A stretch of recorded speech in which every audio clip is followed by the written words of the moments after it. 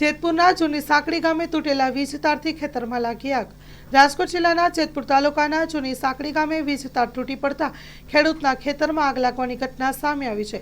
મજૂરોની સમયસર સચેતતા અને મોટી દુર્ઘટના ટળી ગઈ હતી। 12 વીઘા જેટલું ઘઉંનો પાક બચાવી લેવામાં આવ્યો છે। મળતી વિગતો અનુસાર જૂની સાંકડી ગામે વિનુભાઈ વોરાની વાડીમાં અંદાજે 12 વીઘા જેટલું ઘઉંનું વાવેતર કરવામાં આવ્યું હતું। ખેતરના સેઢા પાસે પસાર થતો પીજીવીસીએલનો વીજ તાર અચાનક તૂટી પડતા આગ ભભૂકી ઉઠી હતી।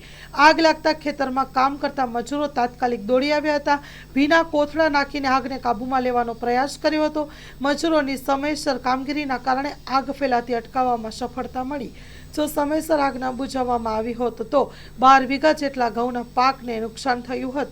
ખેડૂત વિનુભાઈ વોરાએ આક્ષેપ કર્યો છે કે ખેતરમાં પસાર થતા વીજ તારો નીચા હોવાને કારણે અનેક વખત પીજીવીસીએલને ઊંચા કરવા માટે બદલવા અને રજૂઆત કરી હતી, છતાં કોઈ કાર્યવાહી ન કરવામાં આવી। ખેડૂતોના કહેવા મુજબ પીજીવીસીએલ દ્વારા ખેડૂતોના ખેતરમાં આડેધડ વીજ તારો નાખવામાં આવતા ખેડૂતોને સતત જોખમનો સામનો કરવો પડે છે। Story report by Rakesh Pithadiya, Jetpur.